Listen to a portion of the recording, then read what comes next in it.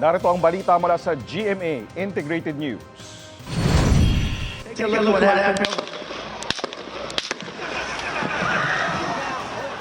Sugatan si Republican presidential candidate Donald Trump sa pamamaril sa kanyang campaign rally sa Pennsylvania sa Amerika. Tinamaan siya sa kanang tainga. Ayon sa Secret Service, patay na ang gunman. Isang dumalo ng rally ang nasawi at dalawang sugatan. Ayon sa source ng Reuters, iniimbestigahan ang insidente bilang assassination attempt. Sa isang post, nakiramay si Trump sa pamilya ng nasawi at nasugatan sa insidente. Kinondena ni US President Joe Biden at iba pang world leaders ang pamamaril. Nangyari ang insidente mahigit 3 buwan bago ang US elections kung saan muling maglalaban sina Trump at Biden.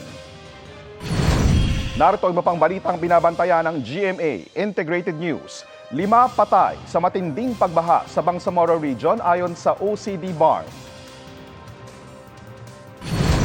Habagat patuloy na magpapaulan sa western sections ng Southern Luzon, Visayas at Mindanao. At veteranong sports journalist na si Chino Trinidad pumanaw sa edad na 56.